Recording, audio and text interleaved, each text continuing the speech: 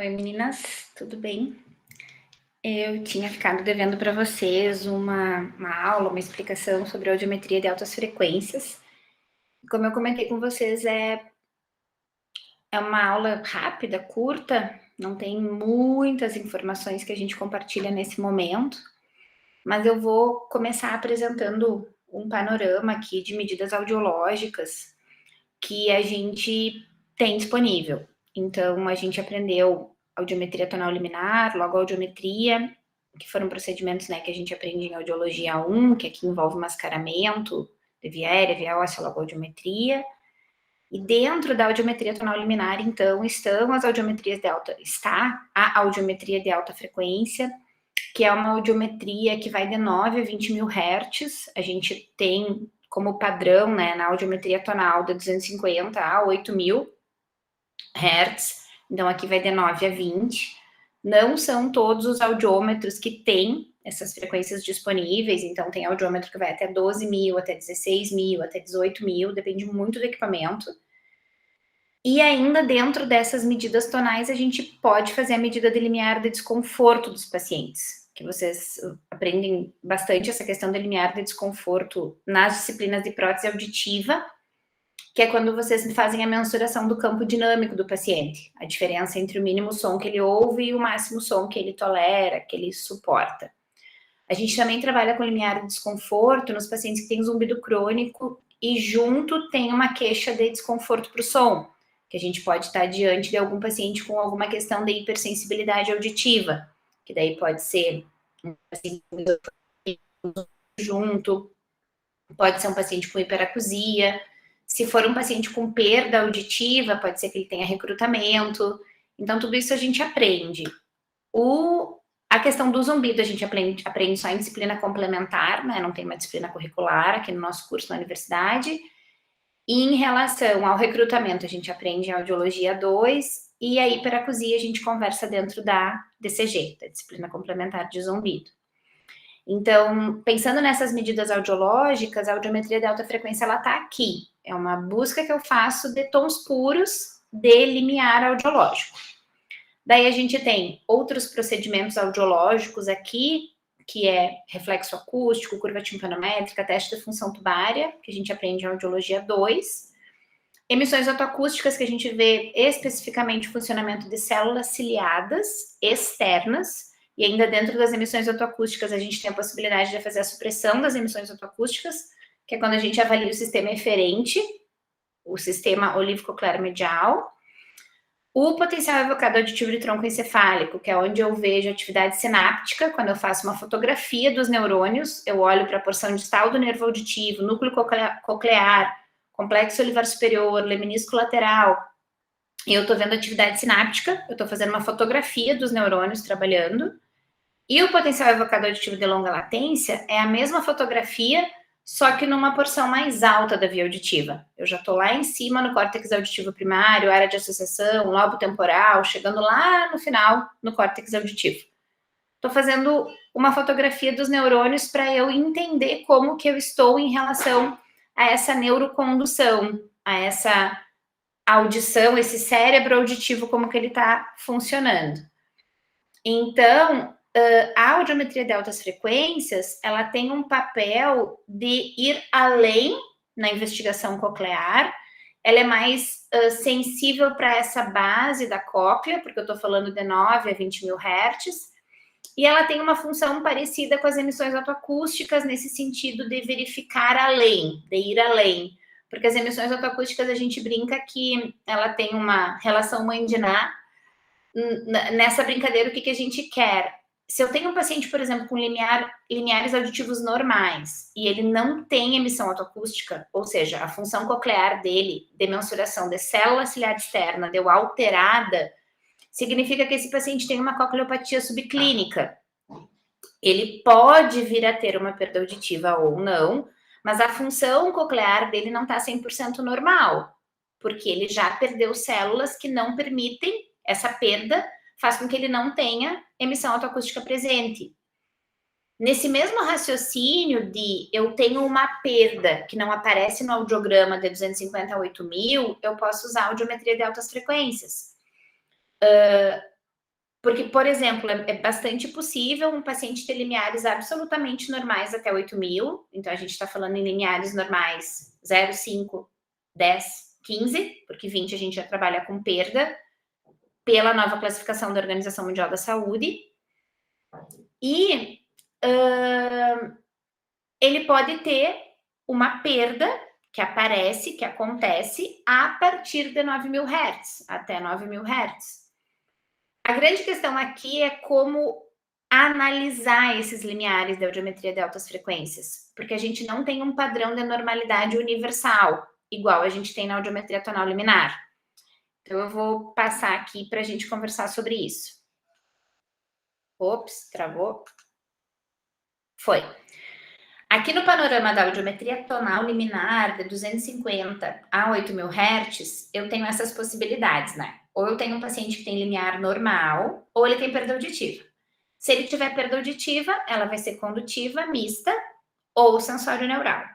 Se ela for condutiva, eu tenho um gap aéreo ósseo, ou seja, a reserva coclear é observada, é analisada por essa resposta de via óssea. Quando eu tenho um componente misto, eu já tenho uma alteração em orelha média e orelha interna também, e eu verifico isso com um gap aéreo ósseo igual na condutiva, porém aqui a via óssea, que mostra a minha reserva coclear, ela tá normal. E aqui a via óssea, que mostra a minha reserva coclear, ela já não tá normal. Então, eu tenho gap, o gap me mostra que eu tenho um componente de condução acontecendo ali, só que sem normalidade coclear. Essa é a diferença entre o condutivo e o misto.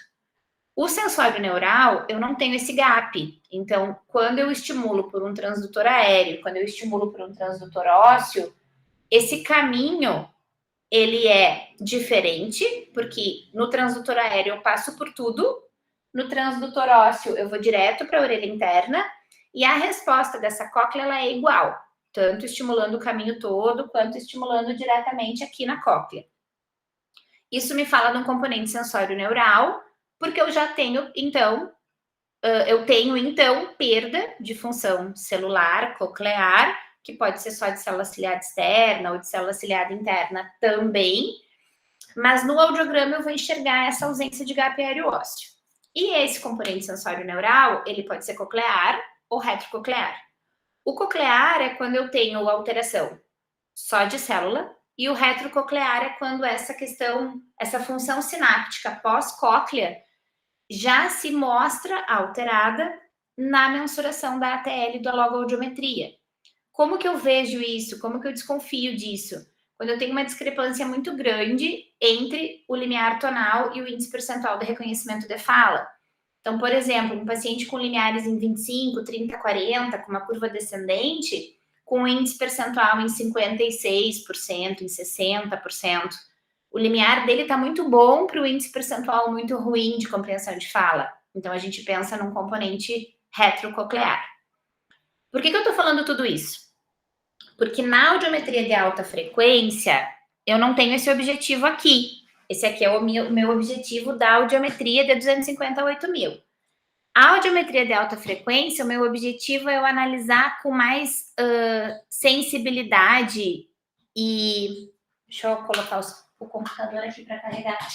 Com mais sensibilidade esse ducto coclear, esse início de alta frequência pensando em 9.000 Hz. Então, meu objetivo não é esse aqui. O meu objetivo é eu analisar a cóclea além, porque quando eu tenho perda, normalmente elas começam pelas frequências agudas nos componentes sensório-neurais. No condutivo e no misto, normalmente a nossa curva ela é ascendente, né? Eu tenho pior no grave, melhor no agudo. Então, eu quero que vocês entendam que o papel da audiometria de altas frequências é diferente do que o da ATL convencional de 250 a 8.000. Na ATL normal, a gente faz isso. Eu tenho um paciente que ou é normal, ou segundo a Organização Mundial da Saúde de 2020, que é a classificação que a gente está usando, e sugere que os colegas fonoaudiólogos usem, que vocês possam usar num futuro muito próximo, a gente tem a classificação de leve, moderado, moderadamente severo, severo e profundo. O perda completa é o que a gente conhece como anacusia ou cofose, que são termos antigos, né? Então, quando eu digo que o paciente é anacúsico, ele tem uma perda completa, ou quando ele tem cofose, ele tem uma perda completa. Se a gente for levar ipsis literis a tradução do que traz o material da OMS, a gente vai chamar de perda completa, tá? A audiometria de alta frequência não tem esse objetivo. Eu não quero categorizar o paciente em leve, moderado, moderadamente severo, severo e profundo. Eu quero só entender se o meu paciente de 8.000 Hz em diante, ele tem uma mudança muito grande de limiar em relação à última resposta dele de 8.000, que não é o que a gente espera. Se eu tenho um paciente, por exemplo, com zumbido crônico, eu preciso entender melhor o funcionamento coclear dele. E a audiometria de altas frequências, ela vem para aquele paciente que tem uma questão lesiva a essa cóclea e eu preciso investigar com mais sensibilidade. E o que eu espero? Que de 8.000 Hz em diante, o paciente ele tenha uma resposta parecida. Então, por exemplo, em 8.000 ele respondeu em 10, em 9, 10 e 11, e vai indo até o 20, ele vai piorar, porque a sensibilidade auditiva no 20.000 é difícil. Só que de 10 ele tem que passar para 15, para 20, para 25. No momento que ele vai de 10 para 40, 50, 60, opa, esse agente lesivo, essa agressão que esse paciente está sofrendo a essa cóclea, está fazendo uma modificação ali de sensibilidade auditiva que ainda não apareceu na audiotonal até 8.000, mas que poderá aparecer. Então, entendam até aqui que a audiometria de altas frequências ela tem um papel importante no sentido de investigação maior. Eu quero saber como que essa cóclea está respondendo para além do 8.000, porque ela pode estar sofrendo, ela pode estar com perda, ela pode estar prejudicada e eu não encontrei até 8.000 Hz. Por que a audiometria de alta frequência ela não é assim altamente utilizada, amplamente divulgada? Por que ela não é altamente solicitada pelos médicos otorrinos como é a ATL até 8.000? Por conta dessa questão de padronização. Aqui está a padronização da OMS 2020 e eu faço essa categorização de leve a profundo ou é normal. A alta frequência não tem isso para todos os equipamentos. Porém, eu vou pular isso aqui e já volto. Porém, o ano passado, no manual novo do Conselho Federal de Fonoaudiologia, veio esse quadro 13 com essa classificação da audiometria tonal de altas frequências, de acordo com a faixa etária dos pacientes desse trabalho de 2004. Então, vocês podem acessar esse trabalho na íntegra aqui, nesse endereço. E o que nós temos aqui? Limiares que seriam considerados o nosso valor de corte, a nossa normalidade, para nós classificarmos como normal ou não, por faixa etária. Então, percebam o que eu disse aqui, ó. 15, 15, 15, 15, eu tenho um padrão de resposta. Piorou bastante no 16, piorou bastante no 18, recuperou no 20. Eu acho que antes eu falei que 20 era difícil, né? Normalmente o 18 e o 16 são mais difíceis. Eu acho que deixa eu me corrigir aqui. Quando eu aumento 10 anos de vida, de 30 a 39, eu tenho 30, 30, 35, 45, 55, 35 e 15. Então, percebam de novo, ó, eu tenho uma estabilidade, piorou, melhorou um pouquinho, melhorou. Depois dos 40 anos, 30, 35, 55, 90, olha o que acontece com 14.000, foi lá para baixo, 60, 40, 20. O que são esses valores? Como que o conselho traz no manual esses valores? Como uma classificação para nós usarmos na audiometria de altas frequências, para a gente entender o que é previsto como normal e o que é previsto como não normal. Esses valores aqui, eles não são tão claros nesse artigo, mas o artigo de referência é esse, que são dessas autoras aqui. Então, como que eu sugiro que vocês olhem, que vocês analisem a audiometria de altas frequências? Primeiro, vejam se vocês conseguem fazer uma padronização do equipamento de vocês, de repente, uma calibração biológica para vocês entenderem o que vocês encontram de diferença entre o 8.000 e o 9.000 em diante no equipamento de vocês. E como está no nosso manual do conselho, vocês podem usar esses valores como um critério de: será que o meu paciente está sofrendo audiologicamente a partir de 9.000? Será que o meu paciente já está com lesão a partir de 9.000, que não apareceu do 8.000 para 250? Usando esses valores. Mas nunca, em hipótese alguma, façam classificação de leve, moderado, severo para altas frequências, porque isso não existe. O que altas frequências vai trazer para a gente? Um olhar mais cuidadoso para esse acompanhamento audiológico.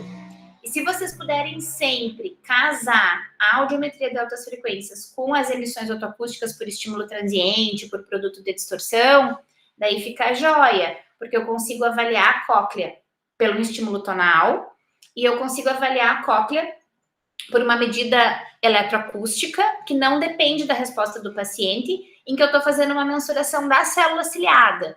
Emissão otoacústica a gente aprende em áudio 2.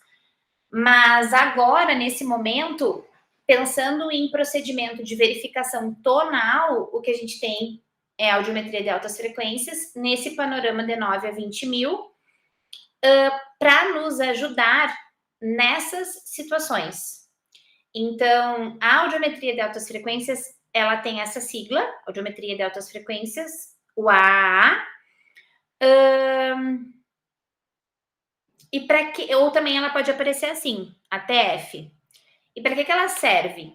Então, para nós fazermos essa investigação na base do ducto coclear, como eu comentei antes, para fornecer muito informações sobre a codificação dos sinais de fala.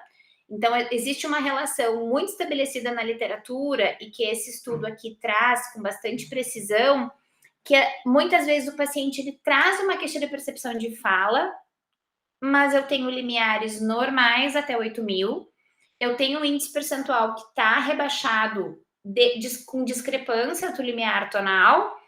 Tá, e aonde que está esse problema? Daí eu faço audiometria de altas frequências e encontro valores muito rebaixados em relação ao 8.000.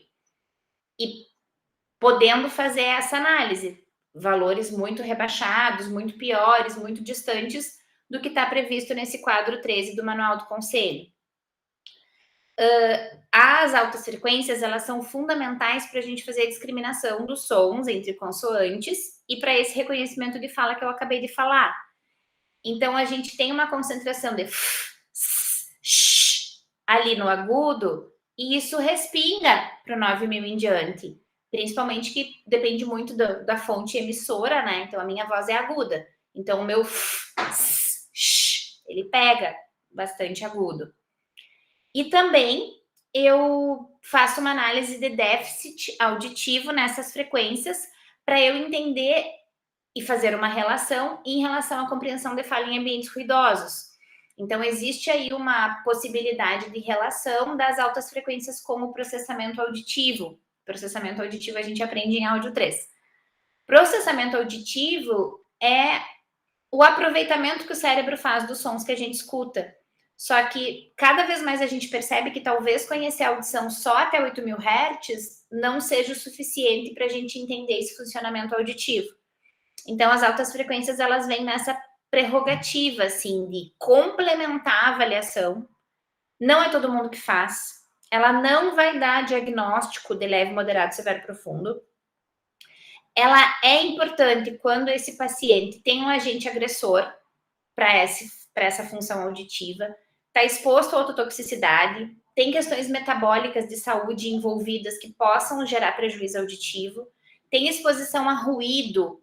Acho que hoje, se a gente for pensar, o lugar que mais se usa audiometria de altas frequências é na saúde do trabalhador, no sujeito que tem, no trabalhador que está exposto a risco físico, químico e biológico, e dentro do risco físico entra o ruído, ou os outros, né? E também agora, assim, como uma novidade, digamos assim, que veio nesse trabalho de 2020, a audiometria de altas frequências ela pode ser utilizada no diagnóstico precoce da presbiacusia. Então, quando eu uso ela somada às emissões autoacústicas por produto de distorção, e eu percebo em sujeitos jovens, 40, 50 anos, uma perda em altas frequências considerável, com uma ausência de emissão por produto de distorção, eu posso sim ter um sujeito que, ao envelhecer, vai apresentar uma presbiacusia. Então, existe aí essa referência da literatura que nos traz essa possibilidade, tá? Então, eu quero que tenha ficado claro para vocês que a audiometria de altas frequências nunca vai substituir a audiometria normal, que eu não classifico grau, que eu faço para complementar o diagnóstico do meu paciente, principalmente para acompanhamento, para follow-up, para monitoramento de um paciente que tem uma situação agressiva, que agrida essa cóclea, e também não está aqui no slide, mas a gente tem cada vez mais usado para entender a função coclear e essa base de ducto em paciente com zumbido crônico, porque o zumbido crônico, na grande maioria das vezes, tem relação com uma perda auditiva, nem sempre, mas mais de 90% dos pacientes que têm zumbido, eles têm uma perda, seja numa frequência só, seja na média tritonal, na média quadritonal. A gente tem feito uma bandeira muito grande para nós, fonoaudiólogos, usarmos a média quadritonal e usarmos a Organização Mundial da Saúde como referência, por todos os motivos expostos nas produções dos artigos que geraram a classificação do OMS 2020. Então, aqui na UFSM, a gente está trabalhando assim, com a média quadritonal OMS 2020 para grau, e na relação do zumbido, hoje, nesse momento, nos trabalhos que a gente está desenvolvendo, a gente não está utilizando a audiometria de altas frequências por uma questão técnica, porque o equipamento não está instalado, o equipamento ficou no hospital, a gente está trabalhando na clínica escola, em função desse momento pandêmico, a gente não tem acesso ao ambulatório de fonoaudiologia do hospital para serviço de audiologia, né? Então, a gente está fazendo tudo na clínica escola, mas nós já usamos, nós tanto usamos, já volto aqui, que a gente fez esse trabalho que foi publicado na CODAS em 2018, que é fruto de um dos trabalhos que a Sheila Jacques Opitz desenvolveu, com a minha participação. O professor Aron foi o orientador da Sheila durante o doutorado dela, eu fui co-orientadora. Então, aqui nesse trabalho, a gente traz os limiares de altas frequências para adultos normo-ouvintes sem queixas do equipamento que a gente tem. O nosso equipamento, deixa eu ver se tem o nome dele aqui no resumo, é esse aqui, ó, AS10HF, da marca Interacoustics. E o fone que nós usamos foi o COS R80, então ele é um fone maior, ele não é igual ao TDH 49, ele é maior, ele veda mais o ouvido. E então, os valores que nós encontramos nesse trabalho, ele é para esse equipamento. E vocês vão perceber, quando vocês fizerem a leitura do trabalho, que ele difere daqueles valores apresentados ali pelo Manual do Conselho Federal, tá? Então, isso foi um trabalho que nós fizemos para que nós pudéssemos conhecer os resultados do nosso equipamento. E a gente, para isso, então, pegou sujeitos sem queixas, com limiares absolutamente normais de 250 a 8.000, e avaliamos, então, os limiares de até 16.000, se eu não me engano. Agora me falhou a memória, mas eu acho que até 16.000. E o que a literatura traz para a gente em relação às altas frequências? Existem inúmeros trabalhos, mas eu trouxe alguns exemplos aqui, como a otite, que é uma realidade super frequente nas crianças, na primeira e na segunda infância, e a otite traz, sim, um impacto negativo na audição em altas frequências.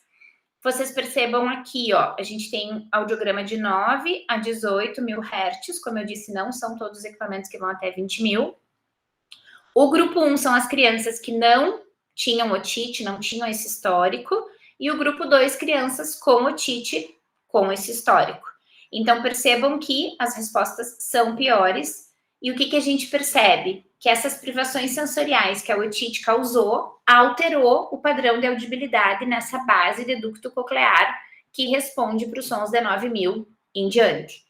Então, percebam aqui que as respostas do grupo 1, das crianças que não tiveram otite, estão muito boas, está tudo em torno de 10. Então, é possível ter resposta, audibilidade boa em alta frequência. Não tendo, a gente liga um alerta. Tomem cuidado em chamar de perda em altas frequências, em alteração em altas frequências. Eu acho que as altas frequências elas têm que ter um uso muito interno nosso fonoaudiológico, junto com o otorrino que trabalha com vocês, que trabalhará com vocês, para que a gente monitore o nosso paciente. Eu tenho um pouco de receio dessa questão do normal e alterado, da perda em altas frequências. Eu acho que a gente ainda não tem tanto poder para isso no sentido de padronização, de normatização, tá? Aqui a gente tem um outro trabalho de 2010, então assim, não é de hoje que se estuda altas frequências, é de bastante tempo. Esse daqui é um trabalho de 2017, esse daqui é um trabalho de 2010.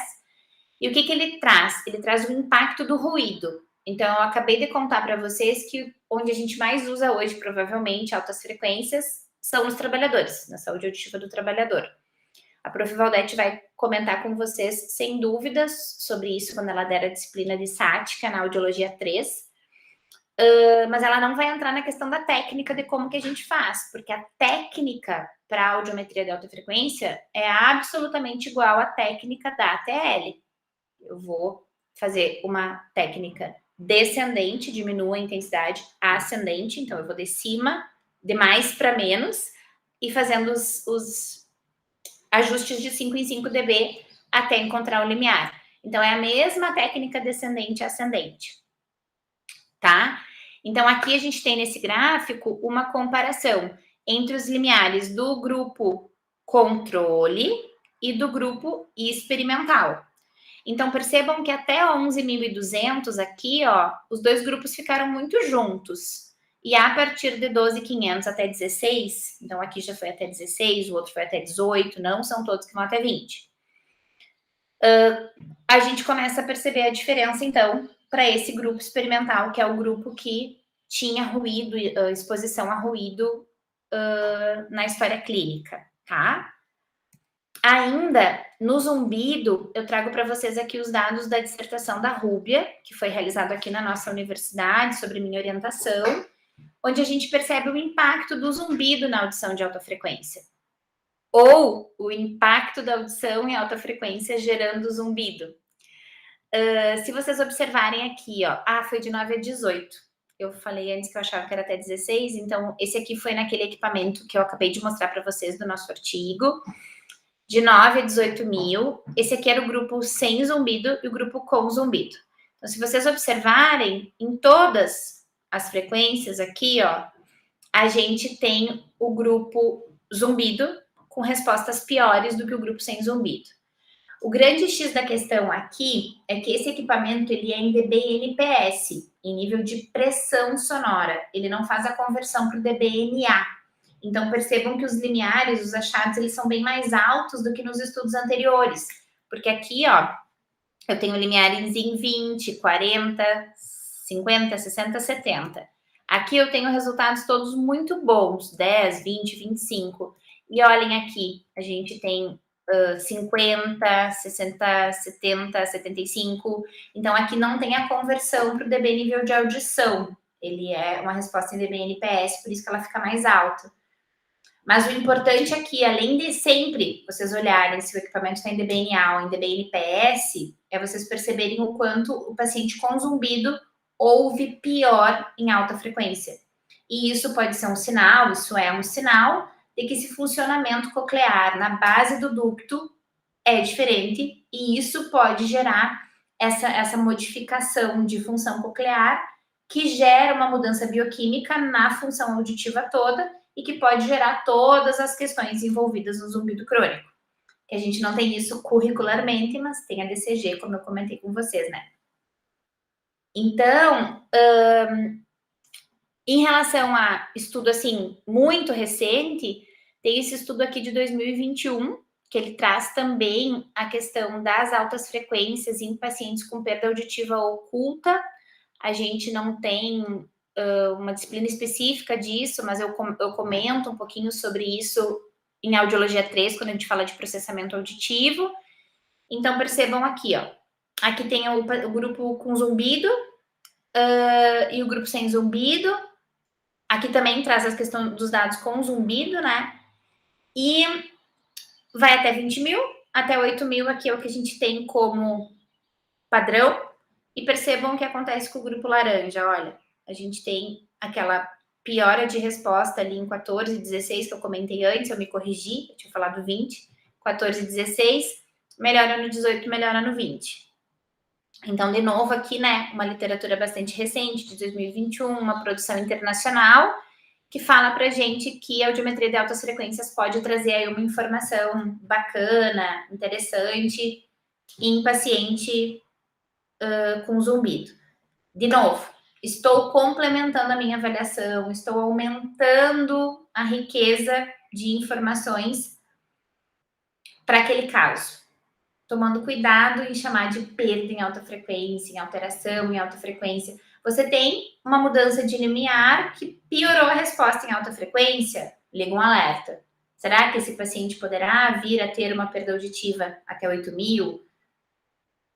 Possivelmente, essa alteração em alta frequência está influenciando na presença do zumbido, porque, como eu comentei, a grande maioria dos pacientes com zumbido tem perda auditiva, tá? Aqui eu mostrei já. E voltando lá naquele caso, eu coloquei aqui para vocês assim, ó, para nós pensarmos no todo, né? Quando a gente recebe o paciente, a gente recebe por algum motivo, sempre, e o pedido médico normalmente é ATL, logo audiometria e medidas de imitância acústica. Não entrei no mérito das medidas de imitância acústica aqui. Daí, o que eu tenho aqui? Eu tenho um paciente que tem limiares normais, não em todas, mas eu tenho aqui perda auditiva já, as respostas em 20 são perda, né? Mas que eu tenho uma resposta pior aqui, no 6 e no 8. Tem um paciente com limiares normais, limiares com perda, pior no 6 e 8. O 8 recuperou aqui. Aqui eu fiz bem direitinho, né, a gotinha da Pair, o V da Pair, que vocês vão aprender com a Prof. Valdete. Por que eu trouxe assim? Porque se nós formos olhar para o audiograma, talvez esse paciente já possa ter alguma dificuldade de percepção de fala, porque está no 6 e 8 e tem uma perda ali em 6 e 8 maior do que nas outras frequências, tem frequências normais também. Mas o índice percentual de reconhecimento de fala, ele deu 100%. Só que eu quero sempre que vocês lembrem que o paciente pode ter uma queixa de percepção de fala no ruído, por exemplo, e ter um índice percentual em 100%.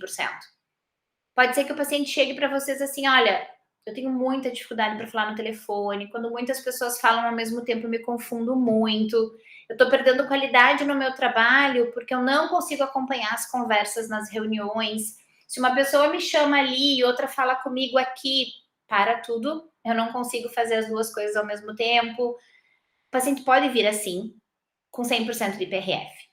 Por quê? Porque a gente está numa situação tratada acusticamente, o paciente está com fone de ouvido, ele está numa intensidade de apresentação de conforto para ele, que é a intensidade supraliminar. Então, tá tudo bom. Eu tô com fone, eu tô escutando na intensidade que eu disse que tá confortável e que tá gostoso, e eu tô dentro de uma cabina, que não tem barulho nenhum. Ai, que delícia. Tem grande chance do paciente ter 100%. Se o paciente tiver 92, 88, já regala os olhos, porque, nossa, mas 92, 88 é bom, Michele. Será? O paciente tem queixa. Não esqueçam nunca que a história clínica do paciente, ela é diamante. O que o paciente trouxer de história clínica tem que ser muito valorizado e muito considerado por nós.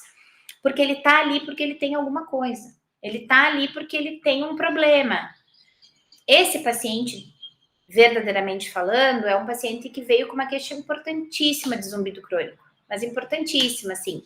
Aquele zumbido realmente limitante, que faz a pessoa pensar bobeira de, meu Deus, eu não quero mais viver por conta desse barulho no meu ouvido, na minha cabeça. Os meus ouvidos ouvem esse zumbido todo dia. Por que esse paciente tem zumbido? Porque ele tem perda auditiva. Ponto. Quando um paciente tem perda, mesmo que não seja uma perda gigante na média quadritonal, ele tem uma alteração coclear em 6 e em 8 que são maiores do que a alteração que ele tem em outras frequências. Porque, por exemplo, na orelha direita ele tem alteração em 1000, na orelha esquerda ele tem alteração em 500. Estou falando dos limiares que são 25, porque o D20 ali, talvez se eu testasse em 19 ele respondesse. Isso eu acho que, inclusive, é uma coisa que a gente tem que pensar, sabe? Quando um paciente, a gente faz audiometria de 5 em 5 e eu percebo os nossos colegas fonoaudiólogos super incomodados com essa coisa do 20 ser perda. Quem tem a possibilidade de testar de 1 em 1 dB, testa. Se o paciente responder em 17, não é perda. Só que de como que eu vou colocar isso no audiograma? Vou colocar em 15.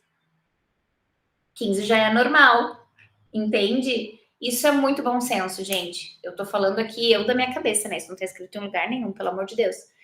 E lógico, né? Eu acho que a gente sempre tem que ter muito, muito, muito bom senso no nosso diagnóstico. E sempre levar em consideração a história clínica do paciente. Vai ser muito difícil uma pessoa que não tem más intenções, que tá ali porque ela tem uma queixa, uma dificuldade, um sintoma, vai ser muito difícil ela vir porque veio, assim, tipo, ó, tava lá com vontade de fazer audiometria. Vou lá. Não, né? Ele vai vir porque ele realmente tá precisando. Por que eu tô falando tudo isso?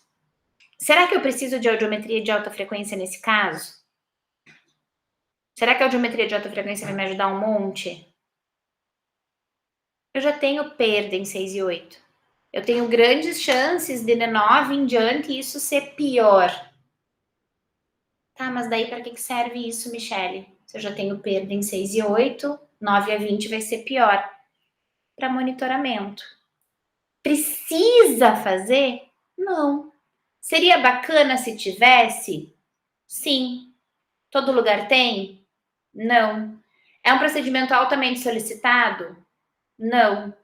Mas se esse audiograma fosse absolutamente normal até 8.000, 55555, daí sim, daí a audiometria de alta frequência ela passa a ter um outro papel, um outro poder, porque ela vai poder mostrar uma coisa que até 8.000 não mostrou. De novo, gente, coerência, ética, bom senso, não precisa sair fazendo tudo em todo mundo.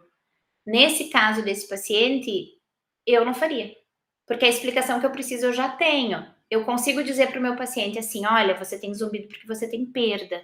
Em 6.000 e 8.000, que são aqueles sons bem fininhos, você já está com uma resposta diferente do normal. E daí mostra lá para o paciente: o normal é em 20, você respondeu em 40, mostra para o paciente. Aqui eu falo muito isso para todos os meus alunos. Expliquem o exame para o paciente. Porque, gente, a gente está usando, colocar nos laudos isso, né? A gente está usando a classificação do IPRF nos laudos. Então, eu tenho aqui um paciente que vem para mim com zumbido, com queixa de... Ai, desculpa, peraí. Eu tenho um paciente que vem para mim com zumbido, com queixa de percepção de fala, dizendo que a vida dele tá ruim, que ele tá desconfortável, que ele tá sofrendo.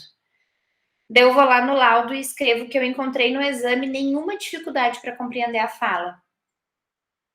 Não fica esquisito? Nossa, foi o que a gente encontrou. Você realmente no exame não teve nenhuma dificuldade para compreender a fala.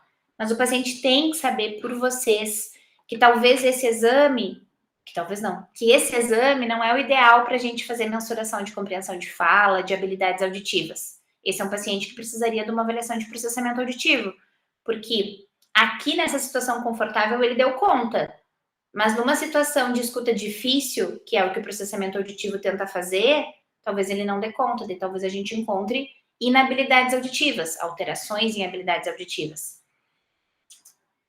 Então, assim, para eu me encaminhar para o final dessa minha fala, que eu falei que ia ser rápida, e estou aqui falando. A audiometria de alta frequência é um procedimento super interessante. Eu gosto muito, mas não precisa fazer em todo mundo. Qual seria a minha sugestão? Tá tudo normal até 8.000 e o paciente tem alguma dessas condições aqui, agente agressor, ototoxicidade, metabólico, ruído ou outros, seja ruído, seja risco físico, químico, biológico, zumbido, vou arrumar esse slide aqui, vou colocar o zumbido aqui. Quero fazer uma previsão para presbiacusia, o paciente tem um monte de caso de história na família de pessoas que tiveram perda com a idade, eu posso. Essa realidade é muito comum internacionalmente, né, de trabalhar com o diagnóstico precoce. Não é uma nossa realidade no Brasil, mas um dia pode ser que seja. Então, é para isso que a audiometria de alta frequência serve, para a gente conseguir categorizar o nosso paciente como ele não é totalmente normal no sentido de respostas lindas até 20 mil. Eu já encontrei uma alteração que faz ligar um alerta para eu monitorar melhor esse paciente. No lugar de eu fazer audiometria uma vez por ano, eu vou fazer de 6 em 6 meses. Se eu tiver emissão autoacústica, ótimo, eu somo as emissões autoacústicas. Depois vocês vão entender melhor isso quando vocês tiverem áudio 2. Mas, enfim, retomo aqui, né, essa classificação que está no manual do conselho, para a gente ter aí um norte, um guia, um corte do que eu considero normal ou não normal. Tomem cuidado com esses laudos de perda em altas frequências, não deem grau para audiometria de altas frequências, ela não serve para isso. Para a gente dar grau e tipo, eu vou usar a audiometria tonal liminar. E uma coisa importante, não tem pesquisa de via óssea em alta frequência, até porque a via óssea a gente para em 4.000, né? Porque isso é uma pergunta que já me aconteceu. Tá, gente? Então, eu acho que encerro a minha fala por aqui. Essa literatura aqui de 2021, que é super recente, ela traz muito essa questão de um alerta para a gente, enquanto fonoaudiólogo, em relação à padronização e ao uso clínico da audiometria de altas frequências. Eu acho que sim, a gente ainda não tem uma padronização ideal. Eu acho que o Manual do Conselho traz nos ajuda, mas que não considera uma padronização ideal, assim, pensando em tudo que se fez para padronizar a audiometria de 250 a 8.000. O trabalho que traz essa padronização do Manual do Conselho é indiscutivelmente bem feito, tá lá, tá publicado numa revista com fator de impacto bacana, mas acho que sim, a gente precisaria melhorar essa padronização para trabalhar bem tranquilo com a audiometria de alta frequência e dizer tá normal, não tá normal. Mas eu acredito sim no uso clínico. Eu acredito muito no uso clínico. Eu acho que a gente pode lançar a mão da audiometria de altas frequências para conhecer melhor o nosso paciente, para complementar esse diagnóstico e para conseguir monitorar e trabalhar aí no melhor diagnóstico. Porque para não terminar a nossa aula sem um mantra, né? A gente faz diagnóstico para fazer reabilitação.